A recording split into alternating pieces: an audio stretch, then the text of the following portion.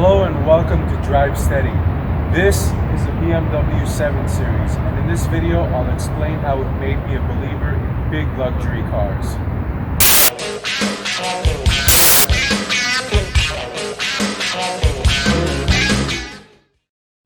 The 7 Series is the flagship model for BMW, and it's now in the 6th generation, codenamed G11 for the shorter wheelbase and G12 for the longer wheelbase. More to come on this later on in the video. This generation has been in production since 2015 and recently went through a controversial mid-cycle refresh for the 2020 model, where BMW decided to increase the size of their signature kidney grills. For the 2020 model, BMW offers the 7 Series in 5 different trim levels. First is the 740i, which starts at $86,450. That's the one we'll be reviewing today. The 750i, which has the big 4.4-liter V8 engine with 523 horsepower, which starts at $102,650. Next is the 745e, which is a hybrid electric version starting at $95,550. The M760xi with the V12 and the 600 horsepower starting at $157,700. And finally, the typically forgotten Alpina B7, which shares the same engine as the 750i but has 600 horsepower and starts at $142,800. All trim levels are mated to the wonderful ZF 8-speed transmission. Back in 2015, when the 6th generation of the 7 Series was introduced, it was the first to use BMW's new CLAR platform, which is a modular platform that allows for flexibility in manufacturing. It includes lightweight materials like aluminum, steel, and carbon fiber. Now let's talk about this car. This is a 2018 740i. The exterior is painted in this beautiful mineral white metallic paint. The interior is fitted with an all-black leather interior. Additionally, one of my favorite things about this car is that it's fitted with the M Sport Pack. And what that does, it gives you this front aero bumper. In addition, you get a revised rear diffuser and rear bumper. And separately, this is optioned within the M Sport package with the 20-inch wheels. I think this scales very nice to this car because it's a rather big car and the 20-inch wheels look much better. Now separately, for all of you guys who don't like this new M badge model, BMW is putting M badges on all of these M Sport cars, and some people hate it. Rest assured, I've only been able to find one M Sport badge in this 7 Series, and it's basically when you open the door, it's on the door sill. Otherwise, no other M badges. Now the 7 Series comes standard with adaptive suspension. With that, you get the ability to manually raise or lower the car based off of your personal preference or the driving conditions. Now the way you do that manually is there's a button down here in your shifter console that when depressed, and depending on what level your car is already on, it will lower or raise it. On the flip side, the car has the ability to automatically adjust the suspension depending on driving conditions and your driving modes. Typically, when you're in sport, the car will automatically lower down and tighten up for the sporty feel, and raise itself when you're on the highway for more of a cushy feel. Now, something very impressive about the 7 Series is that even though it's a very heavy car to the tune of about 4,200 pounds, it still maintains a 50-50 weight distribution. And a lot of that is contributed to the carbon structure and the CLAR platform that I mentioned earlier. The use of the carbon fiber not only maintains the weight balance, but also strengthens the rigidity, and was a major reason why this generation lost almost 80 pounds over the previous generation.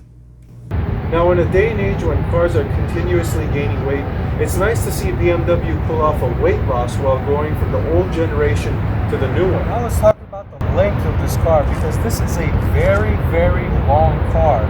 BMW officially measures the length at 206.6 inches, which is just over 17 feet long. Guys, this is a 17-foot long car. For comparison's sake, this 7 Series is longer than the new BMW X7. It's practically the same size as a long wheelbase full-size Range Rover, and only 4 inches shorter than the huge Lincoln Navigator. Now, if you're curious as to why this car is so long, let me explain. BMW typically does the 7 Series in two wheelbases, the short and the long wheelbase. However, for the 2015 model, moving all the way through the 2020 currently, BMW only sells a long wheelbase in the United States.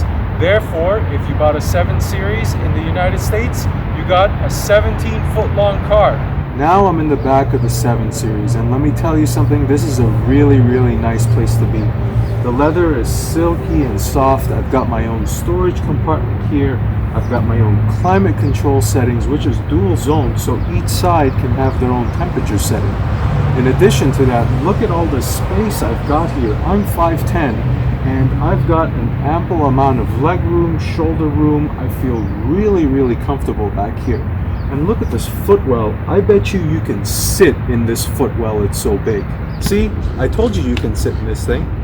Now, after spending some time with the 7 Series, I was able to make up my mind on what I thought was the best feature about this car, and it is without question the automatic soft closing doors.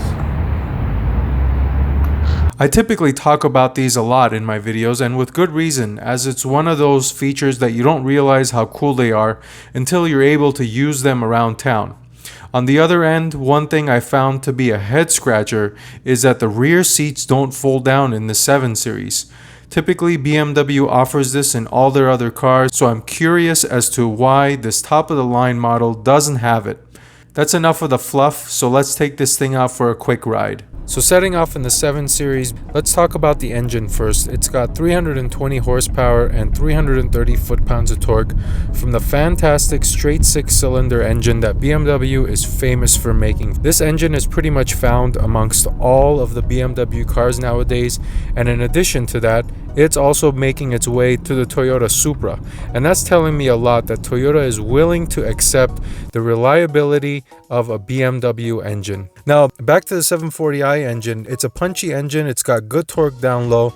BMW claims that it'll accelerate from 0 to 60 in 5.7 seconds, but don't let that fool you. In the real world, this car can move and has plenty of power. The torque is good down low for getting a quick start at a stoplight, and the power is great for highway passing if necessary.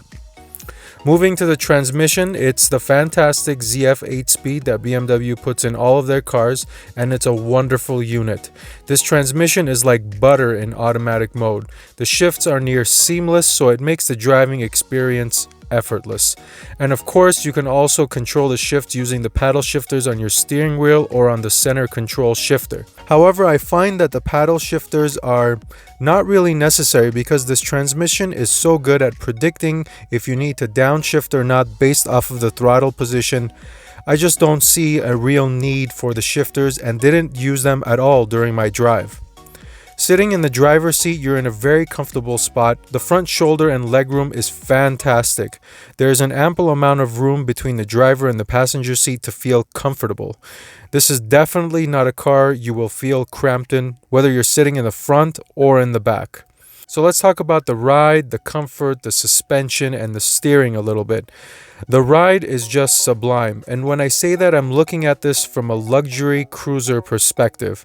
Overkill car from basically getting from point A to point B. The suspension is cushy, it handles bumps and terrible road conditions effortlessly. I'm driving on some of the same roads I drive my Shelby GT350 in, and it's night and day.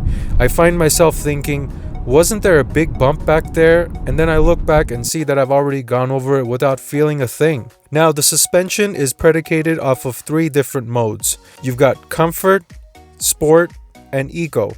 In comfort mode, the steering is light, but it still has some feel. Then you've got the eco mode, which is a gas-saving feature.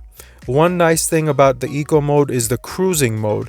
Now, the way this is activated is when you're coasting along at, let's say, about 40 or 45 miles an hour, you take your foot off the throttle and it's almost like the transmission drops into neutral, and you're saving gas while you're doing that, and you get a nice smooth ride.